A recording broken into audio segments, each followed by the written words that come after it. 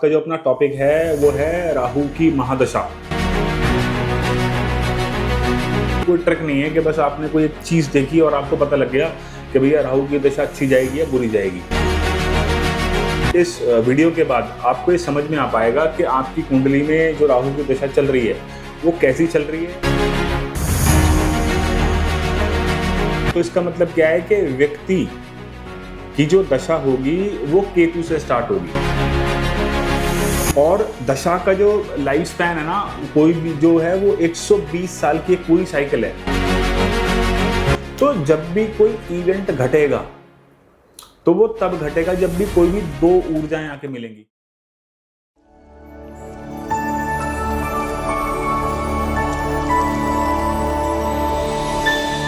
Welcome, cosmic Taylor में आपका स्वागत है। मेरा नाम लोकेश है और आज का जो अपना टॉपिक है वो है राहु की महादशा। राहु की जब व्यक्ति के ऊपर दशा चलती है तो किस तरीके के उसको रिजल्ट्स देखने के लिए मिलते हैं और राहु को कैसे समझा जाए। राहु किस तरीके का रिजल्ट दे रहा है, राहु नेगेटिव रिजल्ट दे रहा है, राहु पॉजिटिव रिजल्ट दे रहा है, डिटेल में समझेंगे, कुछ टेक्निकलिटी से भी समझेंगे इसको। और ये वीडियो पूरा आप ध्यान से पूरा देखना, तब आपको समझ में आ पाएगा कि दशा होती क्या है और पॉजिटिव कैसे रिजल्ट देती है, नेगेटिव कैसे रिजल्ट देती है। क्योंकि ये ना समझने वाली बात ये है कि जब दशा सिस्टम बड़ा इंपॉर्टेंट दशा सिस्टम है, इसकी कोई ऐसी कोई टेक्निकलिटी, कोई ट्रिक नहीं है कि बस आपने कोई एक चीज़ देखी और आपको पता लग गया कि भैया राहु की दशा अच्छी जाएगी या बुरी जाएगी, है ना। तो ये थोड़ा सा टेक्निकल एस्पेक्ट में रहेगा, बहुत स्लोली इसको चलेंगे। मैं कोशिश करूंगा कि बहुत सारा पार्ट मैं इसके अंदर कवर कर दूं, बट हाँ ये वादा है कि इस वीडियो के बाद आपको ये समझ में आ पाएगा कि आपकी कुंडली में जो राहु की दशा चल रही है वो कैसी चल रही है और उसको मैं कैसे राहु के तरीके से कैसे अपने आप को अलाइन करूं, और ताकि मुझे राहु के जो फ्रूट्स हैं, राहु जो मुझे फल देने वाला है, वो मुझे अच्छे मिलने शुरू हो जाएं। तो राहु की महादशा को समझना है या किसी भी दशा को समझना है तो हमें ना सबसे पहले समझना पड़ेगा दशा होती क्या है, दशा कितने प्रकार की है ना। तो अगर आप दशा को एक नटशेल में पॉइंट में अगर आप देखोगे तो ऋषियों ने क्या काम किया दशा सिस्टम में, उन्होंने ना नक्षत्र को बेस माना और चंद्रमा को उठाया। चंद्रमा जिस पॉइंट पे आके नक्षत्र को मिलता है डिग्री वाइज, तो फॉर एग्जांपल के चंद्रमा जो है वो आपका सपोज निकल रहा है अश्विनी से, है ना। चंद्रमा मान लो एरी साइन के अंदर है और वो अश्विनी नक्षत्र से निकल रहा है, तो जितने डिग्रीज पार कर लेगा मतलब उतना साइकिल उसने पूरा कर लिया। और तो इसका मतलब क्या है कि व्यक्ति की जो दशा होगी वो केतु से स्टार्ट होगी। अब जैसे आज जो नक्षत्र है वो पूर्व फाल्गुनी नक्षत्र है। इसका मतलब क्या है कि आज अभी इसी वक्त जब टाइम आप लगा के देखोगे तो इस वक्त जो है वो पूर्व फाल्गुनी नक्षत्र चल रहा है, मतलब चंद्रमा पूर्व फाल्गुनी में है। तो पूर्व फाल्गुनी किसका नक्षत्र है? वो वीनस का नक्षत्र है। तो आज जो व्यक्ति पैदा होगा वो वीनस की दशा में पैदा होगा व्यक्ति वो। और दशा का जो लाइफ स्पैन है ना, कोई भी जो है वो 120 साल की एक पूरी साइकिल है। कोई भी दशा स्टार्ट होती है तो वो 120 साल तक वो कवर करती है। अब समझने वाली बात ये है कि ये 120 साल की ही साइकिल क्यों रखी? वो 60 साल की भी हो सकती थी, फिर दोबारा से रिन्यू हो सकती थी, फिर दोबारा स्टार्ट हो सकती थी। वो 100 साल की भी हो सकती थी। वो 120 साल की क्यों रखी? तो इसकी टेक्निकलिटी में हम इतना नहीं जाएंगे क्योंकि ये वीडियो फॉर बहुत लंबा हो जाएगा। लेकिन आप एक पॉइंट ये समझो कि व्यक्ति की दो उम्र हैं, एक उसकी बायोलॉजिकल एज है और एक है वो किस उम्र का आपको दिख रहा है ना। सपोज कोई व्यक्ति है, उसकी व्यक्ति की देखने में उम्र आपको लग रही है 50-55 साल का लग रहा है ना, लेकिन उसकी जो बायोलॉजिकल एज है, जो डॉक्यूमेंट में उसने एज लिखवाई है ना, वो लग रहा है आपको 30 का, 35 का, 40 का, वॉट एवर इट इज। इसका मतलब क्या है कि वो अपनी एज से छोटा लग रहा है ना। मतलब किसी व्यक्ति की सपोज बायोलॉजिकल एज आ रही है 50, है ना, बायोलॉजिकली वो 50 साल का हो गया है, लेकिन जो दिखने में लग रहा है व्यक्ति वो कितने का लग रहा है? 30-35 का। और वहीं दूसरी तरफ आप देखोगे कुछ लोग होंगे जिनकी उम्र होगी वास्तविकता में 30-35 साल, लेकिन दिखने में कितने लग रहे हैं? वो लग रहे हैं 40 के, 45 के, 50 के, है ना, बाल झड़ गए हैं। तो जो एक सिस्टम है पूरा, है ना, तो दो तरीके की एजेस हैं। तो हो सकता है कि जब ये ऋषियों ने लिखा हो तब हो सकता है कि व्यक्ति की जो एक आम उम्र रहती हो वो 120 साल रहती हो, ताकि और दूसरे सारे प्लैनेट्स को कवर कर लेता हो, सारी चीज़ों को, है ना। तो वो समझने वाली बात क्या है कि इस टेक्निकल एस्पेक्ट में नहीं जाएंगे, बट लेकिन आपको पता होना चाहिए कि 120 साल का एक दशा का साइकिल का पूरा सिस्टम है। और जब आप दशा के कॉन्टेक्स्ट में भी देखते हो ना, तो देर आर मैनी दशा, बहुत तरीके की दशाएं आप देखोगे कि काल चक्र दशा है, चर दशा है, विंशोत्तरी दशा है, योगिनी दशा है, ऐसी बहुत तरीके की आपको इनको दशा सिस्टम देखने के लिए मिलेगा। लेकिन जो विंशोत्तरी दशा सिस्टम है ना, इस विंशोत्तरी दशा सिस्टम जो है ये इतना काम करता है, जो लोग अच्छे प्रैक्टिशनर्स हैं, जिन लोगों को ये दशा का मेथड आता है देखने का, उनको कोई और दशा भी देखने की जरूरत नहीं है। आपको अगर इवेंट ही निकालना है तो आप इवेंट उस दशा से भी निकाल सकते हो। आपको वो दशा जो है वो इवेंट निकाल के दे देगी। तो दशा की अपने लेवल्स हैं। जैसे अभी हमारा जो टॉपिक है वो राहु की दशा है, तो दशा के अपने लेवल हैं। जैसे दशा के लेवल क्या हैं कि एक होती है महादशा, जो मेजर जो प्लैनेट होता है जो उस समय को रूल करता है ना। जैसे राहु की दशा जो है वो 18 सालों की है, तो क्या होगा, 18 साल तक राहु की दशा चलेगी, लेकिन उस दशा में बाकी प्लैनेट्स की भी एंट्री होगी, बाकी प्लैनेट्स भी आएंगे बीच बीच में। तो जब भी कोई इवेंट घटेगा तो वो तब घटेगा जब भी कोई भी दो ऊर्जाएं आके मिलेंगी। कोई भी सिंगल ऊर्जा जो है वो कभी इवेंट नहीं क्रिएट कर सकती। जिस प्रकार आप देखो, ऐसे अगर हाथ को ऐसा हिलाओगे तो कोई आवाज थोड़ी आ रही है, कि अगर दोनों हाथ मिलेंगे तब एक आवाज आएगी, तब क्लैप होगी। तो कोई भी घटना अगर घटेगी ना, तो उसमें दो बातें हैं। पहली तो ऊर्जा जो है वो लगन तक, व्यक्ति तक पहुंच रही हो। दूसरी बात, वो उसको दूसरी ऊर्जा का साथ मिलना जरूरी है। जब तक कोई दूसरी ऊर्जा नहीं मिलेगी तब तक कोई इवेंट नहीं होगा। तो सिस्टम क्या है, सबसे पहले है महादशा, जो मेजर सब पीरियड हमने बात करी, फिर अंतरदशा, फिर प्रत्यंतर दशा, फिर सूक्ष्म दशा, प्राण दशा, और उसके बाद देह दशा। देह मतलब व्यक्ति का शरीर। अब समझने वाली बात क्या है, ये जो लेवल्स हैं, ये लेवल क्या बता रहा है कि सपोज आपके पास ना, सपोज कहीं पे ये आग लग रही है ना, आपने सपोज आपने बॉन फायर किया हुआ है, सपोज विंटर्स के दिन है ना। मैं एग्जांपल के रूप में समझा रहा हूँ ताकि आप समझ पाओ कि ये जो लेयर हैं, ये लेयर्स क्यों बन गई, लेयर्स क्यों 2 ही लेयर में खत्म नहीं हुआ, क्यों ज्यादा से ज्यादा 3 लेयर में खत्म नहीं हुआ, क्यों 6 लेयर तक उस ऊर्जा को ले जाया गया। तो विंटर्स के दिन चल रहे हैं और आपने कहीं बॉन फायर की हुई है, आपने आग लगाई हुई है। तो महादशा क्या है, महादशा है कि आग यहाँ लगी हुई है, आप इस पॉइंट पे आग लगी हुई है और आप यहाँ बैठे हो। तो आप क्या काम करो, उस आग की ना आपको मजा आ रहा है कि आपको हीट भी मिल रही है, आप एंजॉय भी कर रहे हो, आप दूर से हाथ भी सेक रहे हो आप। लेकिन आप देखोगे जैसे ही आप उसके करीब जाओगे, आपको वो हीट, वो अग्नि महसूस होने लगेगी। मतलब जो अग्नि अभी तक आपको केवल दिख रही थी, जिसको केवल आप देख पा रहे थे, अब आप उस अग्नि को जो है महसूस भी कर पा रहे हो जैसे जैसे आप आगे बढ़ रहे हो आप। तो जब क्या हुआ, तो जब 6ठे लेयर तक आप पहुंचे, ये अग्नि है और यहाँ आप बैठे हो, तो आप महादशा, अंतरदशा, प्रत्यंतर दशा, है ना, ये सूक्ष्म दशा, प्राण दशा और ये देह दशा। तो अब आप क्या हुआ, आप अग्नि के ना संपर्क में आ गए ऐसे करके। तो मतलब क्या है, जो भी दशा आई वो व्यक्ति तक पहुंची, मतलब उसके देह तक पहुंची और उसके मस्तिष्क को रूल करने वाली दशा बन गई वो। मतलब जो भी प्लैनेट एक्टिवेट होगा, है ना, आप इस वीडियो को अगर ढंग से समझोगे ना, तो आप ना केवल राहु की महादशा, आप हो सकता है कि बाकी प्लैनेट्स की भी जो दशा है उसको बहुत अच्छे से समझ पाओगे कि वो क्या रहा है एक्चुअली मेरे साथ। ट्रस्ट में, वीडियो के साथ आप बने रहो, आपको बहुत हद तक पता लग पाएगा कि हो क्या रहा है। तो वो आप देखो, तो जब पीरियड्स आते हैं दशा के, जो पीरियड है, जब कोई भी दशा स्टार्ट होगी, आप किसी भी सॉफ्टवेयर में जाके आप खोल के देखोगे ना, तो सपोज आपकी राहु की दशा स्टार्ट हुई, तो राहु में राहु, अंतर, प्रत्यंतर, प्राण, सूक्ष्म और देह तक।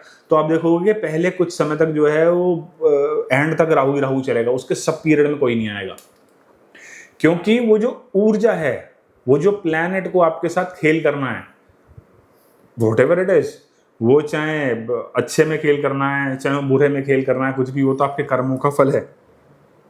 कि किस तरीके आपको फल मिलेंगे। लेकिन वो ऊर्जा जो है वो व्यक्ति तक पहुंचेगी, जैसे ही वो व्यक्ति तक ऊर्जा पहुंच जाएगी तब उसका जो है वो पीरियड बदल जाएगा, तब उसके अंदर एक दूसरी ऊर्जा प्रवेश करेगी। Are you getting the point? तब उसके अंदर एक दूसरी ऊर्जा प्रवेश करेगी, मतलब कोई और ऊर्जा भी मिली देह तक पहुंचने के बाद, उसे दूसरी ऊर्जा मिली, तब व्यक्ति के साथ जो है वो कुछ इवेंट होने शुरू होते हैं, है ना। तो सपोज राहु की दशा चल रही है ना, और उसके अंदर जो है सब पीरियड जो आया वो मरकरी का आया, तो मरकरी का सब पीरियड आया, तो क्या पता लग रहा है कि राहु का तो दोस्त है मरकरी। दोस्त से मतलब है राहु केतु किसी के दोस्त नहीं है, दे आर मेलेफिक्स, बट वो उनकी ऊर्जा के साथ जेल करता है ना। वीनस का सब पीरियड आया तो वो कहता है ठीक है जी, मेरी तुझसे भी कोई दिक्कत नहीं है, तो वहां पे वो इवेंट देने शुरू करेगा, अच्छे या बुरे ये डिपेंड करेगा कि आपका बर्थ चार्ट, क्योंकि वो कोई ऐसा एक फ्लैट रूल नहीं है कि भाई आपने एक स्नैपशॉट तरीके से आपने कोई चीज देखी और आपने प्रेडिक्ट करना शुरू कर दिया, नाउ दिस गोना हैपन, ये होगा, ऐसा होगा, वैसा होगा। Nothing to be like that, है ना। अगर आपको देखो तीर ही चलाना है ना, वो कहते हैं ना कि जो अगर आपको डिविजन्स देखने नहीं आते हैं ना, आपको वर्ग जो डिविजनल चार्ट्स हैं वो देखने नहीं आते, तो आप समझ लो ज्योतिष में केवल आप अंधेरे में तीर चला रहे हो, कोई तो लग ही जाएगा। मैंने अंधेरे में सामने 20, 30, 50 तीर छोड़ दिए, 50 में से कोई एक तो लगेगा ना। तो ज्योतिष का मतलब है कि आपने 10 तीर छोड़े तो एटलीस्ट 8 तो लगे, है ना। तो it's all about prediction, it's not about playing games कि आपके सामने कोई व्यक्ति बैठा है और आप उससे कह रहे हो कि भाई तेरे को एसिडिटी रहती होगी, यार ऑब्वियस है, तो क्या है, तो भरा पड़ा है, क्या है, बहुत छोटी सी चीज है ना। अग्नि तत्व की राशि के अंदर अगर कोई प्लैनेट बैठा है, एक 5 राशियों के अंदर ज्यादा प्लैनेट बैठे होंगे, तो जाहिर सी बात है कि अग्नि जो है उस व्यक्ति के अंदर थोड़ी ज्यादा बढ़ी हुई है, तो आप वो और आप उसे कह सकते हो। Are you getting my point? तो अब राहु की जो दशा है वो है 18 सालों की, एक लंबा स्पैन है। और आप इस दशा सिस्टम को और भी समझोगे ना, तो आप समझोगे दशा सिस्टम कर क्या रहा है। दशा सिस्टम क्या कह रहा है? वो कह रहा है सबसे पहले आती है केतु की दशा, तो कहता है कि Ketu, Venus, Sun, Moon, Mars, Rahu, Jupiter, Saturn and Mercury, ये साइकिल है। बट लेकिन अगर आप बहुत थोड़ा डिटेल में जाके समझोगे तो केतु के साथ दशा क्यों स्टार्ट हो रही है ना, बहुत डिटेल में नहीं जाएंगे, वीडियो बहुत लंबा हो जाएगा। आयनांश है ना, आयनांश जब खिसक रहा है ना तो वो ऑर्डर बदल रहा है, जबकि एक्चुअली जो दशा सिस्टम है वो सूर्य से स्टार्ट होता है। सूर्य से हो सकता है कि अब आने वाले कल में हो सकता है 500 सालों के बाद, 700 सालों के बाद हो सकता है कि आपको ये सुनाई दे कि भैया पहले जो दशा हम केतु से देखते थे, अब वो सिस्टम आपको देखने के मिल रहा है कि आपको वीनस से स्टार्ट हो रही है दशा। तो क्योंकि ऑर्डर भी तो यही कहता ना कि भैया पहले सूर्य आया, व्यक्ति की आत्मा आई, फिर उसको शरीर मिला, है ना, फिर उसके अंदर मन आया, उसके अंदर इच्छाएं जागृत होनी शुरू हुई, है ना। और तो अगर हम अपने टॉपिक पे रहते हैं तो राहु की दशा से पहले कौन सी दशा आ रही है? राहु की दशा से पहले दशा है मार्स की, मतलब व्यक्ति जो है अब वो एक्टिव हो गया है ना। अब उसके पास व्यक्ति के पास ऊर्जा आ गई है, वो क्योंकि बहुत मैच्योर होता हुआ आ रहा है। मैं कह रहा हूँ ना, पहले पे सन मिला, मून मिला, मार्स मिला, फिर उसके बाद राहु आया, केतु तो बहुत बाद की बात है, वो आप ऑर्डर समझोगे आप। सर्वोतोभद्र चक्र को अगर आप देखोगे तो वो आप एरीज असेंडेंट उसको बना के देखना, सर्वोतोभद्र चक्र को आप खोल के देखोगे तो वो मिल जाएंगे आपको उसका जवाब कि वहाँ से जो है ऋषियों ने कहाँ से स्टार्ट करी है ये दशा सिस्टम को बताना, कि वो एक्चुअली शुरुआत ही उसकी किसी और नक्षत्र से हुई है। आई थिंक कृतिका से स्टार्ट हुई है शायद वो कृतिका से सर्वोतोभद्र चक्र स्टार्ट होता है, तो मुंडेन लेवल की जब प्रिडिक्शन करनी थी तो उससे स्टार्ट होता है। और दशा सिस्टम में ना आपको एक चीज और बहुत समझनी जरूरी है कि राहु, आप ना दशा सिस्टम जब आप पढ़ रहे हो तो आप ना कोई भी वन लाइनर ये नहीं कह सकते कि राहु की दशा है तो ये अब अच्छी जाएगी या राहु की दशा है तो ये बुरी जाएगी। क्यों? कारण समझो आप मेरा। कारण ये है कि अगर सपोज आप कोई बर्थ चार्ट देख रहे हो, आपको उस बर्थ चार्ट के अंदर आपको राहु मिल रहा है 8th हाउस के अंदर, तो आप ये नहीं कह सकते बॉस आपकी दशा खराब जाएगी कि राहु अब तेरे को सब खराब ही खराब फल देगा। आपने किसी व्यक्ति का चंद्रमा जो है वो नीच का देख लिया, आपको लग रहा है कि चंद्रमा नीच है और उसकी दशा चल गई, आपने देखा यार चंद्रमा तो वृश्चिक राशि के अंदर है, दशा बेकार जाएगी। तो बॉस इसका मतलब क्या है, आपका सैंपल साइज छोटा है, आपको भी प्रैक्टिस नहीं है, आपको तजुर्बा नहीं है, आपने इसका मतलब मल्टीपल चार्ट्स नहीं देखे हैं। आप पढ़ो ना 50-100 चार्ट्स को आप पढ़ो, देखो रूल टेक्निक है कि अगर आपने पढ़ी है तो आपको जरूर पता होगा कि भैया क्या डिलीवर करेगी। तो ये ऐसा कुछ नहीं है, तो ये घबराने की जरूरत नहीं है। अगर आपको थोड़ा बहुत देखना आता है कि भैया मुझे राहु जो 8वें घर में, मैंने वीडियो सुनी थी और उसमें तो कहते हैं राहु अष्टम का बहुत बुरा है तो मेरी दशा बहुत बुरी जाएगी। Nothing to be like that. कोई जरूरत नहीं है घबराने की, कोई चीज समझने की जरूरत नहीं, क्योंकि ऋषियों ने क्या काम करा है ना, D1 के अलावा भी बहुत सारे डिविजन्स दिए हैं। जैसे एक one of the most important chart is D3 divisional charts है ना, जिसको बोलते हैं दरेशकांड। तो वो क्या है, वो उस प्लैनेट का पराक्रम बता रहा है कि वो वहां उस चार्ट के अंदर किस साइन के अंदर बैठा है, किस घर के अंदर बैठा है, किन ग्रहों से दृष्ट हो रहा है, वहां किसका लॉर्ड बन के बैठा है, उसको कैसा मिला है। पराक्रम होता है ना। सपोज आपको लग रहा है कि ये जो प्लैनेट है ये खराब है, लेकिन अब आप समझो कि वो प्लैनेट जो है वो पराक्रमी होके वो अच्छी पोजीशन में बैठा है D3 चार्ट के अंदर, दरेशकांड के अंदर। तो इसका मतलब उसके पास अब पावर है चीजों से लड़ने की, उसके पास पावर है अपने आप को रिकवर करने की, उसके पास पावर है अपने आप को बाउंस बैक करने की। तो हमें ना पॉइंट टू पॉइंट अलग अलग लेवल पे जाके उस ऊर्जा को पता करना होता है कि भाई ये काम कैसे कर रही है ना। और देखो, एक ना व्यक्ति को थोड़ा दिमाग भी लड़ाना चाहिए। एक कॉमन सेंस नाम की भी चीज होती है। वो आप ये नहीं कह सकते कि भाई आप बस सीधा देखा तो खराब हो गया। अब आप चलो एक एग्जांपल मैं आपको देता हूं। एक एनवायरमेंट की बहुत बड़ी नाम की चीज है। फॉर एग्जांपल किसी पिछड़े गांव में, देहात में कोई व्यक्ति पैदा हुआ और आपको लग रहा है इसका राहु तो बहुत बढ़िया है भाई, राहु टेक्नोलॉजी के लिए बहुत बढ़िया है, राहु तो एक्सपेंशन देता है, राहु हंगर है, राहु थर्स्ट है, राहु ये है, राहु ब्ला ब्ला ब्ला ब्ला है ना। फिर वो तो उसको सॉफ्टवेयर इंजीनियर हो जाना चाहिए था। आपको लगता है वो व्यक्ति हो जाएगा जब तक वो गाँव नहीं छोड़ेगा? आपको लगता है जब तक उसको ऐसी गाइडेंस नहीं मिलेगी?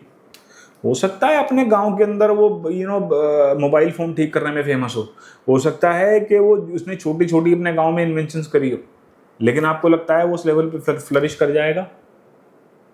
भैया वो शहर से कितनी दूर पड़ा है ना, 1000-1500 किलोमीटर दूर। पता लगा दिल्ली उसके घर से 1500 किलोमीटर दूर है। वो डिपेंड करता है। आप समझो कि एक बच्चा जो इंडिया में पैदा हुआ है, एक बच्चा जो अमेरिका में पैदा हुआ है, यूएस में पैदा हुआ है, तो दोनों की अर्निंग कैपेसिटी में बड़ा फर्क होगा। वहां पे एक व्यक्ति को किसी भी मैकडॉनल्ड्स में काम करने के वहां पे आर्ली बेसिस पे वेजेस मिलते हैं। मेरे एक रिलेटिव हैं, तो भी वो गए हैं न्यूजीलैंड पढ़ने। वो पढ़ाई के दौरान भी जो है वो अपना कहीं काम करती है और उसको घंटों के पैसे मिलते हैं। And it's handsome amount. तो मैंने पूछा कि भाई तो ये अगर 4-5 घंटे 6 घंटे भी अगर काम करती है, एक्स्ट्रा कहीं पे लगाती है, तो उसका 1-1.25 लाख रुपए आराम से वैसे ही बन जाता है। यहाँ आप सोच सकते हो किसी को एक्स्ट्रा काम करके कोई 1-1.25 लाख रुपए एक्स्ट्रा कमा सकता है? तो वो डिपेंड करता है वो देश काल पात्र के ऊपर। आपको लग रहा है, फॉर एग्जाम्पल आपको मैं एक चीज और बताता हूँ कि एक व्यक्ति, एक लड़का है, सपोज मुकेश अंबानी को उठा लेते हैं हम, है ना। मुकेश अंबानी को उठा लो, इलॉन मस्क को उठा लो, या आप जिसको भी जानते हो कि भैया ये एक देश का बड़ा प्रसिद्ध आदमी है, बहुत अमीर है, पावरफुल है। उसके घर में बच्चा पैदा हुआ है और वो आज 18-20 साल का है और उसकी राहु की दशा चल रही है, और राहु उसका आपको लग रहा है बहुत बड़े तरीके से डेड है, बिल्कुल कोई रिजल्ट नहीं देगा, नेगेटिव रिजल्ट आएंगे। आपको लगता है कि भाई वो सारी वेल्थ को डिस्ट्रॉय कर देगा, एकदम आएगा और खत्म कर देगा? नहीं, क्योंकि वहां पे उसको किस तरीके के संस्कार सिस्टम मिला, वहां पे उसको वो किस, वहां पे अपनी लाइफ में उसने अपने घर में क्या होते हुए देखा, उसने क्या इंपॉर्टेंस देखी, उसने फैमिली की क्या देखी, उसने देखा किन किन चीज़ों की रिस्पॉन्सिबिलिटी है। एक एग्जांपल और देता हूं आपको। एक व्यक्ति है, दो व्यक्ति हैं आप उठा लीजिए। तो एक का जो मंगल बैठा, दोनों का मंगल जो है वो सेकंड हाउस में बैठा है। मंगल क्या? मंगल एग्रेशन का कारक है ना। मंगल एग्रेसिव, मार्स एक सोल्जर है, वो एक योद्धा है, तो वो सेकंड हाउस में बैठा है। एक व्यक्ति इसका भी सेकंड हाउस में बैठा है, इसका भी सेकंड हाउस में बैठा है। ये जो बच्चा है, ये गली मोहल्ले में इसकी परवरिश हुई है, ये जो है इसकी एक ऐसे घराने में परवरिश हुई है जहाँ पे उसको ऐसे संस्कार मिले जिसका आप कह दो कि भाई ये रॉयल फैमिली में पैदा हुआ है, इसका अच्छा संस्कार सिस्टम है। तो आपको लगेगा कि ये जो गली मोहल्ले वाला है, ये आपको हो सकता है बहुत गंदे गंदे गालियां देता मिले, क्योंकि मार्च सेकंड हाउस में व्यक्ति गाली दे सकता है ना, उसकी जबान रफ हो सकती है, तीखी जुबान हो सकती है उसकी। तीखी तो केतु की होती है, आप समझोगे भयंकर रफ होती है। लेकिन क्या आपको लगेगा ये व्यक्ति भी गंदी गंदी गालियां दे रहा होगा किसी व्यक्ति को, अपने घर में गंदी गंदी गालियां देता होगा, दोस्तों के साथ गंदी गाली से बात करता होगा, तो वो अपने अंदर उसे घूट रहा होगा। उसको हो सकता है कोई और बीमारी हो जाए, उसको हो सकता है कि वहां पे उसको मार्स अपनी वो एक्टिविटी ना निकालने के कारण जो उसको कुछ और बीपी की बीमारी दे दे। लेकिन ये तो बीपी इतना हल्का कर रहा है ना, इसमें तो गाली वाली दे दे किसी को, शांत हो गया भाई, है ना। 15-20 मिनट तक बढ़िया चिल्लाया, चीखा और फिर शांत हो गया, तो उसको बीपी नहीं होगी, ये तो निकल गया। लेकिन उस व्यक्ति को हो सकता है क्योंकि उसने तो अपने अंदर समेट रखा है। तो वो डिपेंड करेगा देश काल पात्र के ऊपर। और राहु की महादशा जो है ना, आपको ये भी चीज समझनी जरूरी है कि राहु किस चीज का सिग्निफिकेटर है। तो राहु जिस भी चीज का सिग्निफिकेटर है ना, राहु की जो भी कारक अवस्था है वो आपके अंदर वो उसको पुट करेगा ऐसे, अपनी जो भी कारक अवस्था है। जैसे राहु किन चीजों का कारक है, राहु जो है वो एक तरीके की हंगर है, वो एक तरीके की थर्स्ट है, वो किसी चीज को पाने की चाहत है। राहु डिजायर है। सबसे इंपॉर्टेंटली व्यक्ति के अंदर ना डिजायर्स पैदा होना शुरू होती हैं कि मुझे ये चाहिए, है ना। राहु सपोज 4th हाउस में बैठ गए तो 4th हाउस के प्रति व्यक्ति की डिजायर्स जागेंगी।